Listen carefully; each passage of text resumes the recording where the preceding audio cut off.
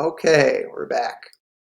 Let's continue thinking about Leibniz and thinking about this idea of God and how it ends the chain of causes, or it ends the explanation in some sense. So if the chain of causes leading back from my decision to make this video goes all the way to infinity, then in some sense we don't have an ultimate explanation for why it happened, why anything happened. So this is why we need the idea of God, or God is the ultimate reason of things. God is a necessary being. It contains an idea of the universe as a whole, and the idea of the universe in God's mind explains why it is the way it is in some sense. Right? So this is the idea that God is the sufficient reason, is the ultimate explanation for why the world is the way it is. Why there is the sort of infinite chain of events leading up to my making this video right now. Okay. So going back to section 53 then, since there is an infinity of possible universes in God's ideas, and since only one of them can exist, there must be a sufficient reason for God's choice. This brings up the question, why this world rather than another? If there are many possible worlds, why is this the world that actually exists? There needs to be an explanation for that, right? The principle of sufficient reason demands that. Why this world? Well, this world can't exist in an arbitrary way. There needs to be some reason why God chose this world. Well, what is that reason? Well, it has to do with this idea of fitness, right? That this world has a degree of perfection that the other worlds don't have. That's why God chose it. If it didn't fit the idea of perfection as well as another world, then God would have chosen a different world, right? So this again goes to the idea that this world exists because the idea of this world is more perfect than the idea of other worlds, and God chose it for that reason.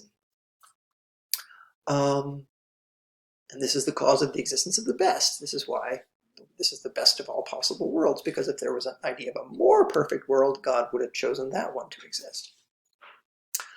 Okay, so that's an interesting view, but it leads to this kind of claim about the world that actually exists, the perfect world, right? Its perfection has something to do with the interconnection of everything, right? Everything fits into a perfect whole.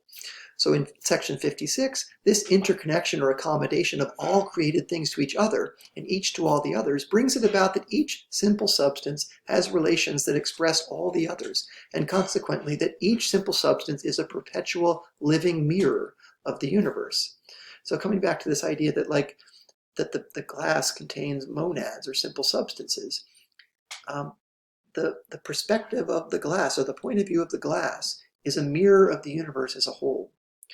And everything that happens to the glass, all the motions that impact the glass, right, affect everything else in the universe. Everything in the universe, all the motions in the universe affect the glass, and everything that happens to the glass affects everything else in the universe. We can also think of this in terms of perceptions, right? Every change in the perception of the glass is a change, affects the perception of everything else, right? So every perception affects the perception of the glass. So everything is interconnected. Everything is related to everything else.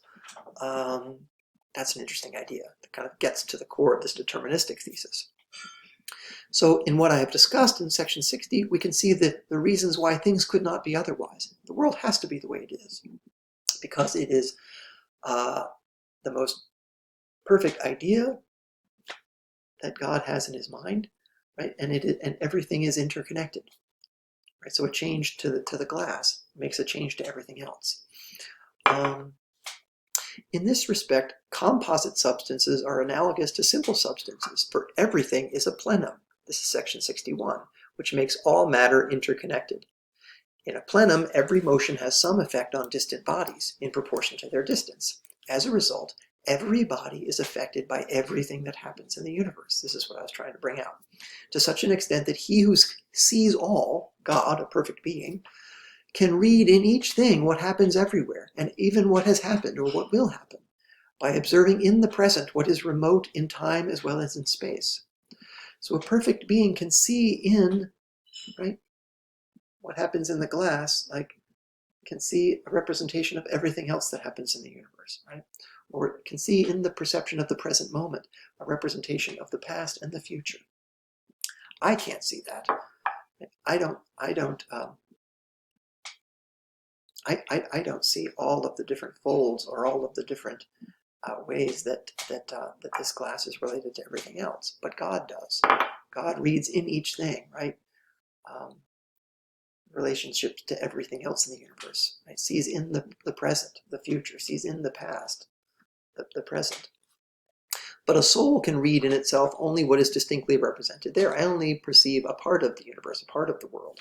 I cannot, a soul, a simple monad, a substance like myself with a soul, I can't unfold all of the folds at once, right? All of the ways in which my actions and my thoughts affect everything else. I don't see that. I don't perceive that. They go on to infinity, right? My thoughts impact other thoughts to infinity, and my actions impact other actions in an infinite variety of ways, but I don't see all of that. But God does.